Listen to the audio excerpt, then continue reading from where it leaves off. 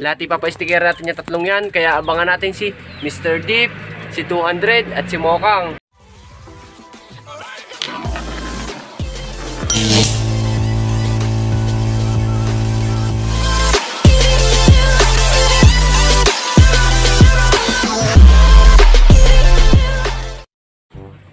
What's up mga kalapatids, for today's video is loading day na kami bukas at kailangan nating paghandaan yon. At pinag-iisipan ko mga kalapatids kung ikakarga ko si Mokang kasi parang ang sarap niya ikarga kasi mga kalapatids buong buo yung katawan niya tapos hindi na siya lugon. So papakita ko sila sa inyo at may bibigay tayo ngayon. Papakainin natin sila ng oregano. Let's go. Bye.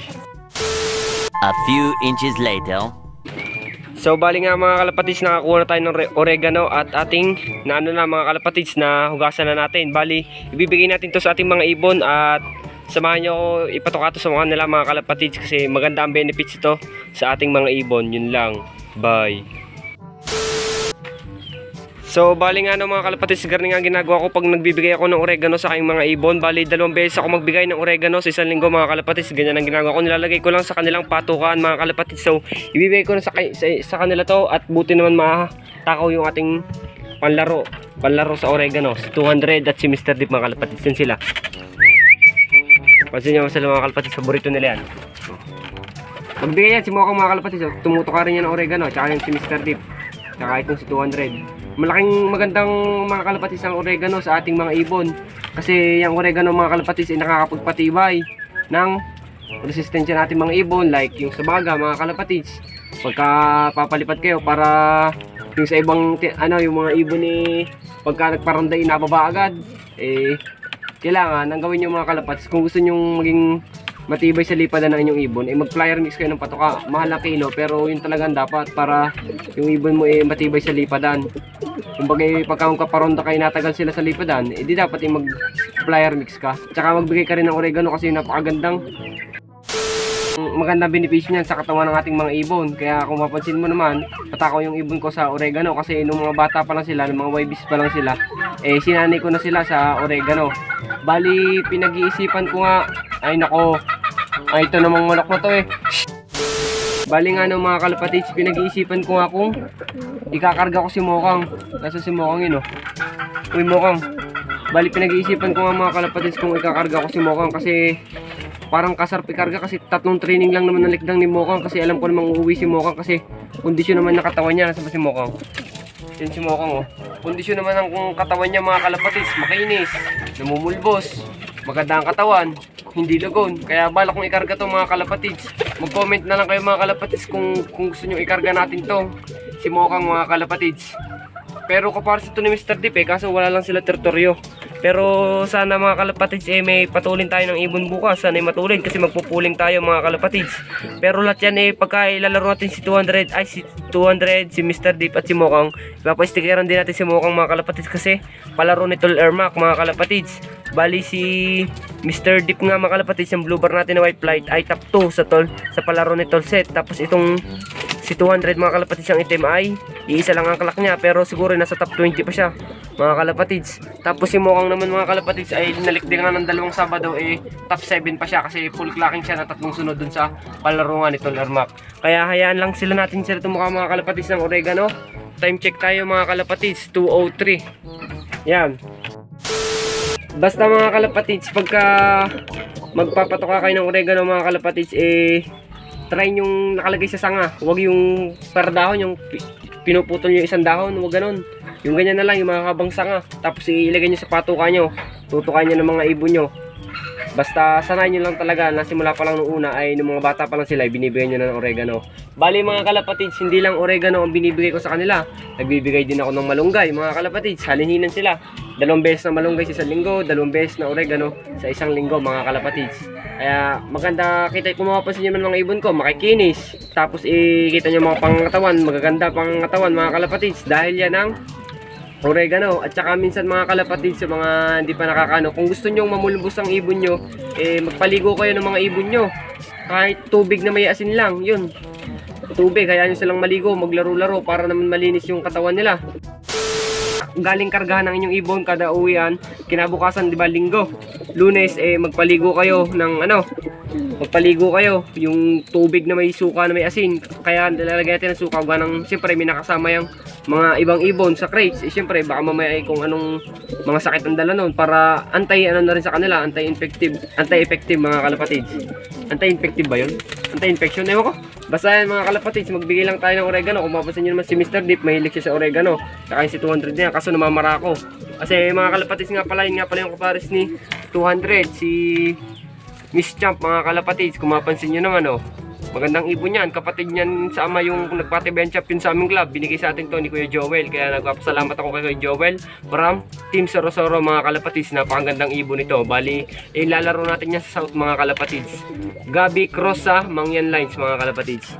Bali yan si Sky. Napakagandang ibon na ni Sky Dapat nailaro na natin to sa North. Kaso yung nagkasakit, napatigil tuloy. Hindi natin naikarga ng third training si Sky. Gandang ibon pa naman ito mga kalapatids. Jansen Cross sa Jan Arden mga kalapatids. Kasi ito yung kapatid ni Bandilok mga kalapatids sa mga naghahanap. Yan si Tanggol. Kapatid ni Bandilok yan.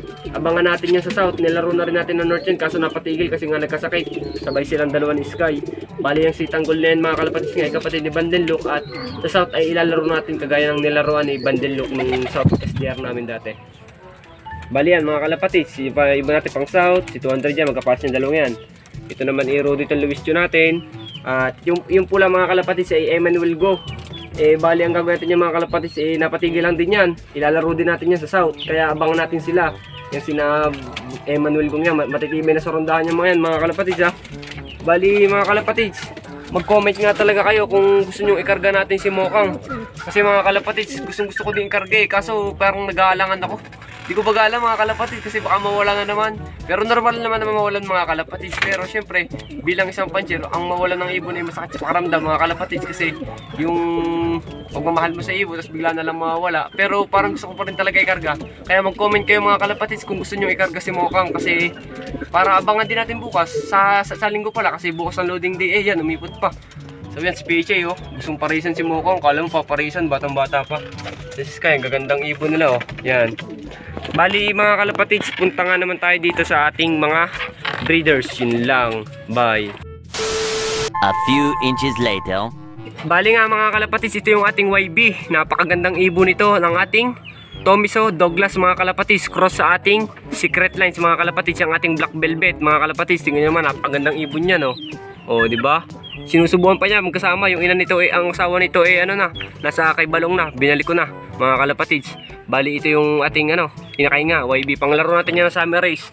Bali ito yung ating BDB Alphonse. Wala pa tayong may pares na hen. Kasi nakaligaw yung ating BDB race na pinakita ko sa inyo noong isang araw mga kalapatids. Kaya sayang lang mga kalapatids. Hindi tayo makahanap ng magandang hen kasi nakakahiya naman kung hindi natin ito magamit kasi sayang ang hiram. Tapos ito nga mga kalapatids, meron na tayong bagong papisa. Yan, mga kalapatids, isa lang ang pisa niya Tingnan nyo mga kalapatids, ang cute niya, para siyang bear. Ang cute mga kalapatids, so naka-invitational race yung amang yan. Invitational challenge mga kalapatids, napakagandang ibon, pearl eye na pearl eye, borgang ilong. Tapos yan ang anak niya, isa. Isipin yung ipapangalan natin dito mga kalapatids. Bali ang kapares niyan is itong gabi natin yan. Huwag kayo mag-away. Yung gabi natin mga kalapatids. Bali punta naman tayo sa taas mga kalapatids kasi nandito na yung grizzle natin na Jansen Luistio at saka yung ating Cookman Philippines na hinaram natin sa ating tropa. Bali malapit na umitlog yung mga kalapatids. At ilang araw na lang siguro iitlog niya. Lalagyan na natin yung buhangin yung kanilang paso mga kalapatids. So, sana ipalabasan tayo ng magandang anak na mga yan kasi panlaro din natin yan sa summer race sa 2024. Cookman Philippines cross Jansen Luistio. Sana speedbird at saka dumudulo ang ibon mga kalapatids. So mamaya na lang ulit. Bye. So bali nga mga kalapatids, tapos na silang kumain ng oregano. Yan, kung mapasin nyo naman, ubos. Medyo may tira-tira lang at ayaw na lang to kayo. Hayaan na natin, alisin na natin. Kasi ano bang oras na? 2:40 na. Mamayang alas 4 tayo magpapatuka mga kalapatids. At di ko talaga alam mga kalapatids, pero parang kasarap nga talaga ikarga ni Mokang. Alam ko naman uuwi ito Bali ipapares natin ito si Mokang dito kay Balong. Kasi itong dalawa gusto magpares, kaso mas gusto kong ipares ito dito kasi para may motivation si Mokang. Kasi pangit yung ilalaro ko magdalawang magkapares. Sana mga kalapatids magpares na itong si Mokang at si Balong. Kaya lang natin, hindi naman magkakapares yan kasi ito lang ang teritoryo ni Mr. Deep. Dyan lang wala siyang teritoryo na ayos.